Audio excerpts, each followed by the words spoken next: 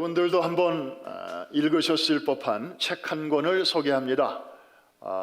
팬인가 제자인가 라는 말로 번역이 된 책인데 원래 제목은 좀 더 강한 제목입니다.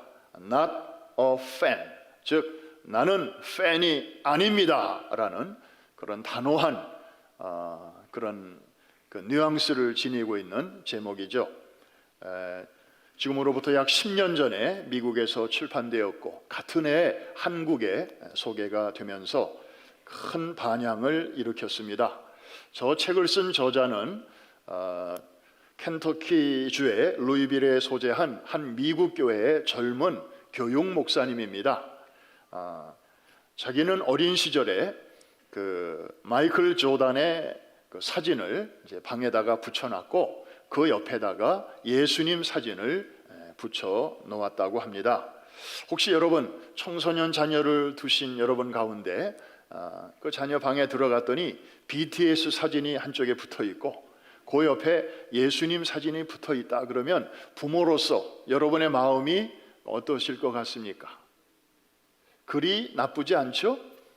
우리 애가, 우리 손자 손녀가 BTS 팬일 뿐만 아니라 예수님도 굉장히 좋아하는가 보다, 좀 신통하다, 아마 그런 생각들을 하실 거예요. 이 책의 저자도 어린 시절부터 교회 생활을 하면서 예수님이 좋아서 그 사진을 조단 사진 옆에다가 붙여놨는데 그때만 해도 자기는 예수님의 제자라고 생각했다는 거죠. 그런데 커서 그때 일을 보니까 자기는 제자가 아니었고 그냥 팬이었다. 성경이 말하고 있는 제자의 삶과는 너무나 거리가 멀었다. 그러면서 그 이후에 자신이 어떻게 해서 팬에서 이제 제자의 삶으로 옮겨갈 수 있었는가 하는 그 과정을 소상하게 담은 책이 바로 저 책입니다. 여러분, 팬 무슨 뜻인가요? 누군가를 그냥 적당히가 아니고 열정적으로 좋아하는 사람을 가리켜서 팬이라고 하죠.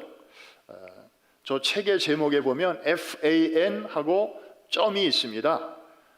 점이 없다면 그냥 한 단어로 이제 이해를 해야 되는데 뭐 선풍기 무슨 뭐 그런 뜻으로 오해하기 쉽잖아요. 그런데 점을 찍은 거로 봐서 저거는 원래는 긴 단어인데 그것을 줄인 단어다. 그것을 알 수 있죠. 원래 팬은 원래 이름이 fanatic이라고 해서 아주 광팬을 뜻하는 것입니다. 아주 미칠 정도로 누군가를 좋아하고 응원하는 그런 사람을 가리키는 거죠. 자, 이 팬에는 몇 가지 특징이 있습니다. 혹시 여러분도 어떤 스포츠 선수나 혹은 뭐 어떤 연예인을 정말 팬으로 좋아한다면 여러분 마음속에도 그런 마음이 있는지 한번 찾아보시기를 바랍니다. 첫째, 자기가 좋아하는 선수가 최근 기록이 어떤지, 그리고 그 사람이 어떤 집에 살고 어떤 차를 굴리고 다니는지, 그리고 그 사람의 그 식성이 뭔지, 뭐 취미가 뭔지 거의 모든 것을 꿰고 있습니다.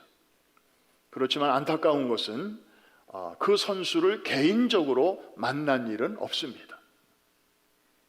더욱더 안타까운 것은 팬은 그 선수에 대해서 많은 것을 알고 있지만 정작 그 선수는 이 팬에 대해서 아는 게 하나도 없습니다.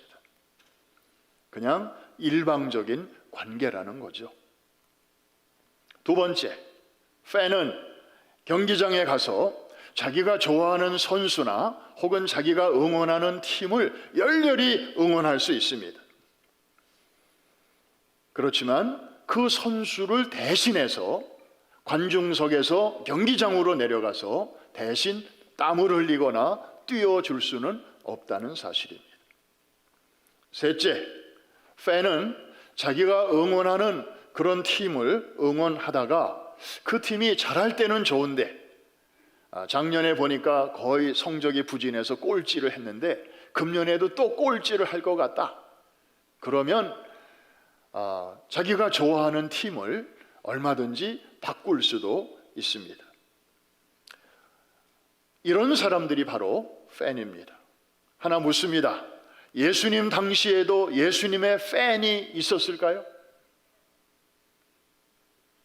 저는 그렇게 어려운 거 안 묻는데 예수님의 팬이라는 사람들이 있었을까요? 있었지요. 다만 팬이라는 용어가 그때 없었을 뿐이지. 근데 성경에는 팬을 뜻하는 단어가 굉장히 많이 나오는데 한번 찾아보십시오.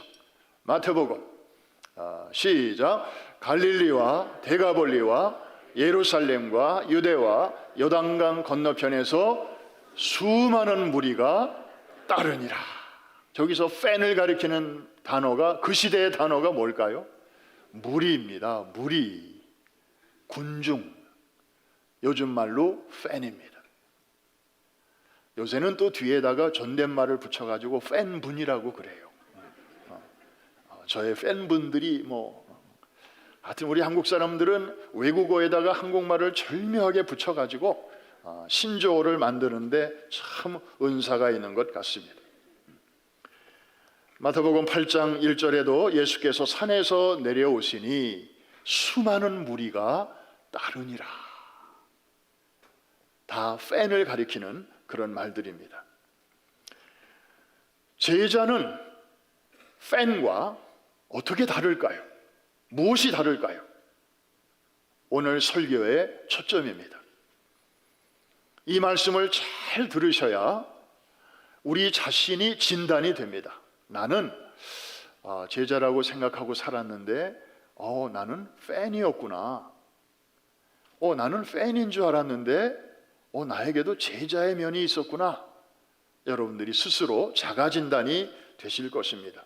마가복음 3장 14절과 15절을 보면 예수님께서 많은 사람 가운데서 제자들을 뽑으시는 그 목적이 세 가지로 나오고 있습니다. 우리 같이 한번 읽으면서 세 가지를 딱 정리해 보시기를 바랍니다. 시작. 이에 12를 세우셨으니 이는 자기와 함께 있게 하시고 또 보내사 전도도 하며 귀신을 내쫓는 권능도 가지게 하려 하심이니라.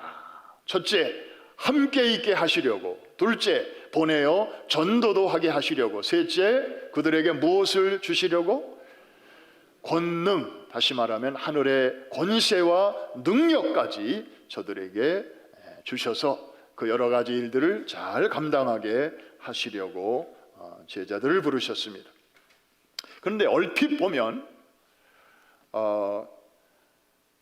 팬들도 예수님 주변에 구름같이 늘 많이 있었고요. 그 다음에 제자들도 예수님 주변에 있었단 말이에요. 그러니까 보통 사람들의 눈에는 잘 분간이 안 됩니다. 누가 팬인지 누가 제자인지. 그런데 예수님은 정확하게 아셨죠. 팬과 제자를 정확하게 아셨습니다. 무리는 어떤 사람일까요? 팬은 어떤 사람일까요? 예수님으로부터 필요한 것이 있을 때만 옆에 있는 사람들입니다. 반면에 제자는 어떤 사람들일까요? 예수님이 필요로 하실 때에는 언제나 늘 그 옆에 있어주는 사람들이었습니다. 자, 이 차이를 여러분들이 잘 느끼셔야 되는데 한 번 더 하겠습니다. 팬은 누구냐? 예수님으로부터 좀 필요한 것이 있을 때만 옆에 있는 사람들이고, 제자는 예수님이 필요로 하실 때마다 늘 옆에 있어주는 사람입니다. 그래서 예수님은 자기와 늘 함께 있게 하시려고 제자들을 부르신 것입니다. 얼핏 봐서는, 겉모습만 봐서는 잘 분간이 안 되지만 동기와 목적이 확실하게 다릅니다. 왜 예수님을 따르는지, 왜 저 사람이 예수님 곁에 지금 있는지, 그 동기와 목적이 완전히 달랐습니다. 팬은 언제나 자신의 필요를 따라 움직입니다. 항상 자기 중심적입니다. 교회를 다녀도 이 교회가 나를 위해서 뭘 줄 수 있는가? 우리 아이들을 위해서 뭘 이 교회는 줄 수 있는가? 항상 자기 중심이에요. 그래서 그게 딱 맞아 떨어지면 이 교회 다니다가 그게 조금 안 맞거나 또 그 기대에 못 미치거나 그러면 그것을 맞춰줄 수 있는 다른 교회, 다른 공동체를 언제든지 찾아 나섭니다. 팬은 언제나 자신의 이익, 자신의 필요가 충족될 때까지 따라다닙니다. 그러다가 그것이 다 채워지거나 아니면 한참을 따라다니는데도 별로 여기서는 채워질 기미가 가능성이 잘 안 보인다, 이렇게 판단이 되면 미련 없이 가차 없이 돌아섭니다. 그리고 다른 사람에게 그 기대를 걸어보는 것입니다. 그러나 여러분, 제자는 다릅니다. 자신의 목적과 이익에 따라 이합 집산하지 않습니다. 오히려 자기 자신보다도 내가 따르고자 하는 그분 중심으로 삽니다. 그리고 자신으로 인해서 주님의 이름이 무사람들에게 모욕을 당하거나 업신여김을 당하는 것을 자기는 눈뜨고 볼 수 없어 합니다. 도저히 용납할 수 없는 것이죠. 이것이 바로 주님이 제자를 부르신 첫 번째 목적입니다. 자기와 함께 있게 하시려고. 두 번째로는 보내어 전도도 하게 하시려고 제자들을 부르셨습니다. 이 말은 다르게 말하면 예수님께서는 복음 전할 부탁을 제자들에게 하셨다, 이 말입니다. 군중들에게는 그 부탁을 하신 적이 없어요. 오늘 이 자리에 만장하신 여러분, 오늘 저 때문에 보리떡 5개와 물고기 2마리로 배불러 아주 잘 드셨죠? 그러니까 이제 그 대가로 돌아가서 열심히 복음을 전하십시오. 주님은 한 번도 그런 부탁을 하신 적이 없습니다. 오직 제자들에게만 하셨습니다. 지난 주일날 설교 드린 대로 천사도 흠모할 만한 그런 아름다운 부탁이었습니다. 그래서 제자들은 흩어져서 이제 복음을 열심히 전했고, 특별히 우리 주님이 이제 부활 승천하신 후에는 성령의 권능을 힘입어서 저들이 이제 교회를 세우고, 그리고 가는 곳곳마다 복음을 전파하는 그 센터로, 핵심적인 인물들로 사역을 했던 것입니다. 마지막 세 번째로는 권세와 능력을 부어주시려고 제자들을 부르셨습니다. 이것도 마찬가지입니다. 여러분, 복음서를 읽어보셨을 테니까 혹시 어느 대목에서 예수님께서 무리들에게, 군중들에게, 팬들에게 예수의 이름으로 귀신을 쫓아내라고 그런 권세를 주신 적이 있나요? 있나요? 없어요. 오직 제자들에게만 주셨습니다. 하나님 나라의 복음을 맡기셨습니다. 여러분, 하나님 나라는 무엇입니까? 하나님의 완전한 통치, 그것이 바로 샬롬이고 우리에게는 행복입니다. 하나님의 샬롬이 임한 곳에는 더 이상 사탄의 통치가 있을 자리가 없습니다. 그래서 병마가 쫓겨가는 것이고 귀신들이 도망가는 것이고 온전한 하나님의 나라가 이루어지는 것인데, 그 놀라운 권세를 예수님께서는 제자들에게 주셨던 것입니다. 여러분, 오늘날에도 제자들이 많습니다. 꼭 제자라고 해서 신학교 나와야 되고 무슨 안수를 받아야 되고 그런 사람만 제자 아닙니다. 얼마든지 집사님 중에도, 장로님 중에도, 권사님 중에도, 아니 설령 직분이 없는 그런 신실한 그리스도인이라 할지라도 제자도의 길에 서서 하나님 말씀대로 주님이 원하시는 그런 삶을 살아드리는 사람들에게는 동일한 은혜와 복을 주님께서는 부어 주십니다. 성령의 능력과 권세도 베풀어 주실 것입니다. 여러분, 그런 권세를 소유만 하지 말고 그것을 믿음으로 행사하시기를 주의 이름으로 축복합니다. 여러분, 목장 식구나 가족이나 누가 지금 병원에 입원해서 지금 아주 위태로운 상황에 있는데 맨날 목사님 언제 오세요? 그러고만 있지 마시라. 여러분들이 신방 가셨을 때 그 환자의 몸에 손을 얹고 예수의 이름으로 간절히 기도하십시오. 성령께서 예수님 당시에 제자들에게 주셨던 그런 은혜와 능력과 하늘의 권세로 여러분들을 도와주실 줄로 믿습니다. 그래서 저는 앞으로 좀 우리 교구장님들 또 우리 목장의 지도자들에게 좀 그런 훈련을 좀 시키려고 그래요.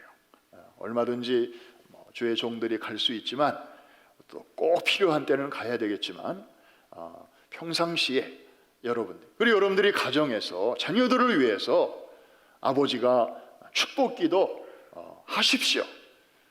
주의 종들에게만 축복기도 받으려고 하지 말고 여러분이 가정의 제사장으로서 얼마든지 하실 수 있습니다. 우리 엄마들도 자녀들을 위해서 이렇게 하늘의 권세와 능력이 주어져 있으니까 축복권이 여러분에게도 있어요. 그러니까 좀 담대하게 거침없이 하나님께로부터 받은 그 선물을 잘 빨리 포장지를 풀고 그것이 뭔지를 빨리 발견하고 그리고 여러분의 삶 속에서 행사하게 되시기를 주의 이름으로 축원합니다. 이제 잠깐 타임머신을 타고 2000년 전에 예수님 당시로 한번 돌아가 볼까요? 그 당시에 사실 예수님을 아는 사람들은 그리 많지 않았습니다. 왜냐하면 그 당시에는 예수님은 베들레헴에서 나셔가지고 나사렛에서 한 30년 조용하게 지내셨고 그리고 이제 갈릴리 지방의 가버나움을 선교센터로 삼으시고 이제 막 하나님 나라 운동을 시작하셨어요. 그때는 SNS라는 게 없었어요. 카톡이나 유튜브가 없었고요. 그리고 예수님은 해외여행을 하신 적이 없어요. 그리고 그 당시 일반 사람들도 다른 나라에 가본 사람은 그렇게 많지 않을 때예요. 그러니까 예수님에 대한 그런 소문이 그저 그 안에서는 좀 있었지만 그 주변에 있는 여러 나라들에게까지 퍼지기는 참 어려운 그런 때였습니다. 예수 그리스도가 누군지도 잘 모르는 상황, 그런 상황에서 예수님이 나를 따르라 하고 제자로 부르실 때 정말 하던 일을 멈추고 그분의 제자로 따라 나선다고 하는 것은 우리가 성경을 읽으면서 예수님이 부르셨구나, 그래서 따라 나섰구나 하고 그냥 쉽게 우리는 읽을 수는 있지만 그 제자들의 신발을 한번 신어보면 결코 쉽지는 않았을 것입니다. 그리고 대단한 모험이었을 것입니다. 지금까지 자기에게 익숙했던 모든 삶의 방식을 포기해야 하는 것이니까요. 여러분, 그 베드로 형제와 또 그 야고보 형제를 부르실 때 보면 성경에 보면 곧바로 그물을 버려두고 따르니라. 그리고 아버지를 뒤로 하고 곧바로 따라 나서니라. 성경에 막 이렇게 나오잖아요.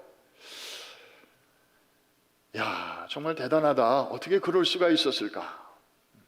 저는 아까 우리 찬양대와 오케스트라가 정말 오래간만에 귀한 찬양을 해주셨습니다.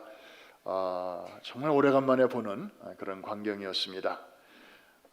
특별히 곡이 이제 나부코에 나오는 그 히브리 노예들의 합창, 고향을 그리워하고 성전을 그리워하는 그들의 그 심정을 잘 담은 곡이라서 정말 오늘 이 자리에 모인 우리들의 마음과 잘 이렇게 통하는 것 같아서 첫 마디가 나오는데 저도 모르게 그냥 눈물이 핑 돌았습니다.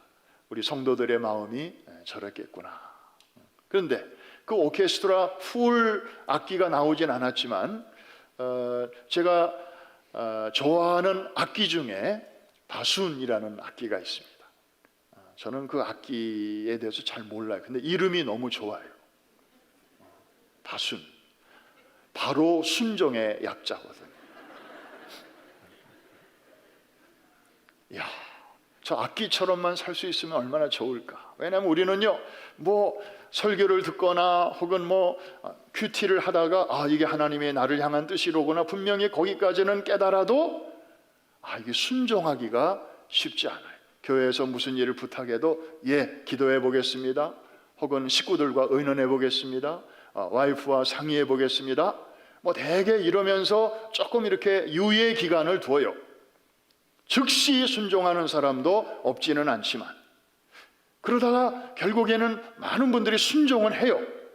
그런데 속으로 그런 생각이 드는 거죠. 기왕에 순종할 바에, 기왕에 할 거면 좀 이렇게 질질 끌지 말고. 근데 마가복음을 읽어보니까 부르심을 받았을 때 그 부르심 앞에 제자들의 순종하는 태도가 너무 놀라워요. 곧바로, 즉시. 이게 바로 바순 아닙니까? 바순 잘 부시기를 주의 이름으로 축복합니다. 귀 있는 자만 들을지어다. 그냥 질질 끌다가 마지못해 그렇게 하시지 말고. 정말 그 시대의 제자들은 정말 훌륭했어요. 주님에 대한 사전 정보가 뭐 충분한 것도 아니었고 마치 아브라함을 보는 것 같아요. 그런데 저들이 순종했을 때 주님께서 저들의 삶을 어떻게 그 이후에 인도하셨는지를 우리가 복음서 전체를 읽으면서 보니까 정말 저들의 결정은 참 옳았구나, 참 그들이 잘했구나 하는 것을 우리는 옆에서 이렇게 보게 됩니다. 왜냐하면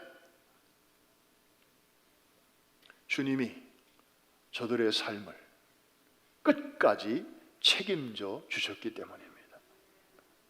여러분, 우리 군대 갔다 오신 분들 많이 계시죠? 군대 갔다 하는 말을 좀 더 다른 말로 나라의 부름을 받았다, 그런 말로 우리가 씁니다. 자, 국가의 부름을 받아 이제 군복을 입고 군대에 갔습니다. 그러면 누가 먹여주나요? 누가 재워주나요? 그리고 다치면 누가 치료해 주나요? 다 나라가 해줍니다. 뭐 훈련받다가 다쳤는데 엄청난 치료비가 나왔는데 그거 부모에게 청구하는 부대 봤습니까? 아닙니다. 국가가 다 치료해 줍니다. 국군 병원에서 안 되면 사설 병원에까지 후송시켜가지고 다 치료받게 해주는 것입니다. 왜냐하면 국가가 그 젊은이를 불렀기 때문이고, 그리고 그 젊은이가 그 부르심에 순종했기 때문입니다. 그렇다면 예수 그리스도가 우리를 제자로 부르셨고 우리가 그 부르심에 순종했다면 주님이 그 제자의 삶을 어떻게 하시겠냐 하는 것입니다. 여러분, 한번 제자들의 면면을 보십시오. 참 잘할 때도 물론 있었지만 참 연약한 모습들이 너무 많았습니다. 그리고 우리처럼 실패 많이 했습니다. 그리고 비겁하게 도망가기도 했습니다.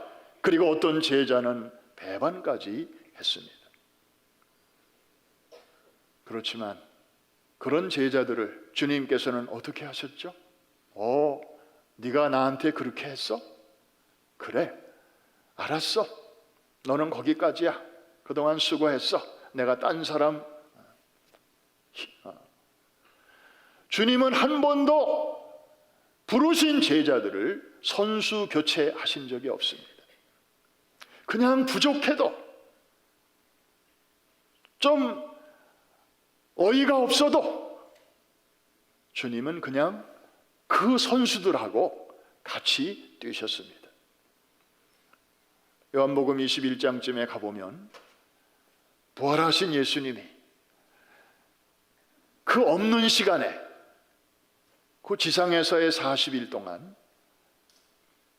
부지런히 하신 일이 있습니다. 물론 하나님 나라의 복음을 전하셨지만 만나는 사람들이 있었어요.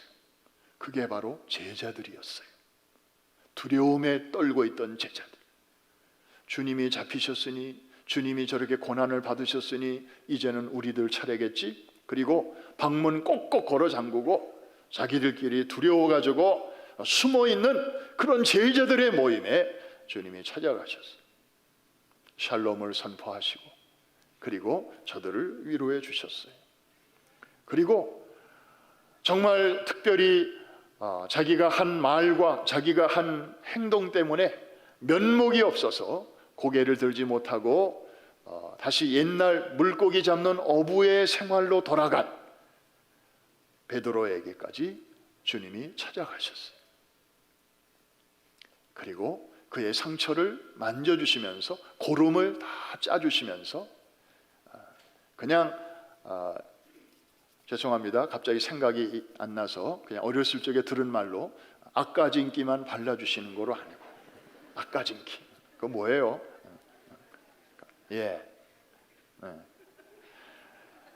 그냥 그렇게 싸매해 주시는 거로 끝난 게 아니에요. 내 양을 먹이라 하고 사명을 또 맡겨주시잖아요. 용서를 해준다는 것과 그 사람에게 다른 일을 또 맡긴다는 것은 완전히 다른 얘기입니다. 여러분이 혹시 교인 사이에 좀 이렇게 불편한 일이 있었는데 모처럼 밥 같이 먹으면서 다 풀었어요. 그래 없던 일로 합시다 하고 다 이렇게 용서하고 그랬어요. 그런데 다음 주일날 라비에서 이렇게 저기서 그 사람이 오는 거 보고 싹 피했다. 이건 진정한 용서가 아니에요. 그 사람 만날까 봐 교회 가는 게 겁난다. 이건 진정한 용서가 아니라니까요.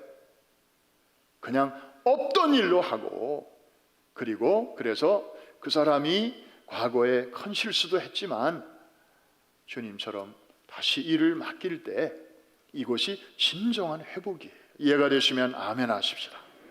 주님은 베드로에게까지 찾아가셔서 사실 야 베드로 너 정말 어떻게 사람이 그러냐.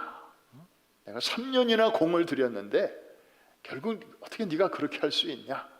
그래 그동안 수고했다 하고 헌신짝처럼 버리셔도 베드로는 할 말이 없었지만 거기까지 찾아가시는 거예요. 그래서 요한복음 어딘가에 보니까 예수님께서는 세상에 있는 자기 사람들을 사랑하시되 끝까지 사랑하시니라. 한번 따라 하십시다. 끝까지. 제자로 부르신 자들에게 대해서는 주님께서는 이렇게 끝까지 그들이 잘하고 못하고 떠나서 끝까지 이런 주님이신 줄 미리 알았더라면 제자들은 더 빨리 순종했을 수도 있겠죠. 그러나 모르면서도 아직 거기까지 몰랐으면서도 주님의 부르심 앞에 그렇게 즉시 곧바로 그물을 버려두고 사람 낚는 어부의 길로 이렇게 나섰다고 하는 게 너무 경이롭지 않습니까? 그리고 전체적으로 보니까 참 너무 아름다운 결정이었다 하는 것을 보면서 팬의 삶이 있고 제자의 삶이 있는데 정말 어떤 삶이 후회 없는 그런 길일까? 여러분 이제는 그림이 이렇게 보이시죠? 제자의 길을 걸어간다고 하는 것은 그때나 지금이나 매우 위험하고 그리고 어려운 일입니다. 그러나 부르신 분이 바로 주님이시기 때문에 그분이 책임져 주시고 끝까지 이끌어 주실 줄로 믿으시면 아멘 하십시다. 우리 옆에 계신 분 참 정말 여러분 옆에 앉으신 분들은 복 받으신 분들이에요. 오늘 굉장히 축복을 지금 많이 받고 있는 거거든요. 한번 좌우를 돌아보면서 이렇게 인사하시겠습니다. 주님이 그대를 책임지십니다. 앞뒤에 있는 분하고도 주님이 그대를 책임져 주십니다. 요새는 다 줄여서 얘기하니까 그대는 주책입니다. 주님이 책임져 주시니까요. 할렐루야. 이제 말씀을 정리합니다. 예수님은 당신의 팬이 숫자가 얼만큼이냐에 별로 관심이 없으십니다. 지난달보다 이번 달에 팬이 좀 늘었네. 거기에도 별로 관심이 없으십니다. 예수님은 무리, 군중, 팬을 무시하시지는 않으셨지만 제자들에게 집중하셨습니다. 주님은 이 땅에 계실 때 어떤 조직을 만들지 아니하셨어요. 이 땅을 떠나실 때 어떤 기관을 만들지 아니하셨어요. 무슨 책 한 권 쓰신 일이 없어요. 오직 12 제자를 남겨놓고 가셨습니다. 왜냐하면 그분이 하시던 일을 이어서 하기에는 그들만큼 준비된 사람들이 없었기 때문이에요. 비록 적어도 괜찮았어요. 소수라도 괜찮았어요. 그래서 남겨진 12 제자, 이제 제자가 아니라 그 다음부터는 사도가 되어서 저들을 통하여 복음이 예루살렘에서부터 사마리아와 유대와 땅끝까지, 그래서 오늘날까지 그 복음 운동이 이루어지고 있는 것 아니겠습니까? 주님은 예나 지금이나 제자들을 부르고 계십니다. 사람들을 팬이 아닌 제자로 부르고 계십니다. 여러분, 오늘 자신에게 한번 질문해 보십시오. 자, 오늘 설교를 통해서 이런 사람들이 팬이로구나, 이런 사람들이 제자로구나. 그렇다면 나의 영적인 현 주소는 지금 이쪽과 저쪽 중에서 어느 쪽에 가까운가? 사실 우리가 이렇게 평상시에 교회 안에서 모일 때에는 잘 분간이 안 돼요. 미안합니다. 분명히 이 예배당 안에 지금 예배드리고 있는 여러분 중에 팬이 있을 것입니다. 그리고 제자도 있을 것입니다. 그런데 우리는 잘 모릅니다. 그리고 팬데믹 전에 잘 몰랐어요. 그런데 2년 전에 팬데믹이 딱 터지고 나서 예배당에 모일 수가 없고 각자 흩어져서 예배를 드리는 삶으로 들어가다 보니까 준비된 분들은 별 문제 없었어요. 가정에서도 거기도 하나님 계심을 인정하고 거기서 믿음 잘 지킬 수 있었어요. 그런데 제자인 줄로 알았는데 막상 혼자서 가정에서 신앙을 지키려다 보니까 처음에는 좀 되는 것 같았는데 시간이 지나면서 나도 모르게 마음가짐이 흔들리고 자세가 흐트러지고 자녀들 보기에 창피하고, 나도 어떻게 할 수 없는 그런 내 영적인 상태가 보여질 때 내가 진정한 제자는 아직 아니었구나. 말씀을 듣고 보니 내가 팬이었구나. 어떤 면에서 코로나 팬데믹 사태가 우리의 영적인 실존의 모습을 정확하게 볼 수 있도록 우리의 눈을 열어준 그런 계기가 되었습니다. 사랑하는 성도 여러분, 기독교 복음은 과거를 묻지 않습니다. 과거가 있는 사람은 용서할 수 있어도 미래가 없는 사람은 용서할 수 없다. 그런 말이 있듯이 여러분, 지금까지 우리가 어떤 길을 걸어왔던지 간에 오늘과 그리고 앞으로가 참 중요합니다. 나는 팬인가 제자인가? 이 질문 앞에서 단순한 팬의 그런 삶으로 만족하지 않고 이제부터라도 정말 주님이 나를 부르시고 늘 함께 하기를 원하시고, 그리고 복음을 전하는 사람으로, 그리고 하늘의 능력과 권세를 덧입혀져서 가는 곳마다 하나님의 나라를 확장시키는 그런 예수 그리스도의 동력자로 살기를 소원하시는 분들만 큰 소리로 아멘 하십시다. 그동안에 예수 그리스도의 팬클럽에 가입되어 있던 분들은 오늘부로 탈퇴하시기를 주의 이름으로 축원합니다. 그리고 군중에서 나와 이제는 제자의 반열에 서게 되시기를 주의 이름으로 축원합니다. 오늘 2022년 3월 6일 성찬도 있고 그리고 웰컴 홈 선데이, 정말 뜻있는 주일인데 오늘이 여러분들에게 아주 의미 있는 결단의 시간이 될 수 있기를 바랍니다. 오늘 저를 따라서 한번 힘차게 선포해 주시기 바랍니다. 나는 더 이상 팬이 아니다. 한 번 더, 나는 더 이상 팬이 아니다. 주님의 제자야. 주님의 제자야. 주님이 책임져 주시는 제자인 줄로 믿습니다.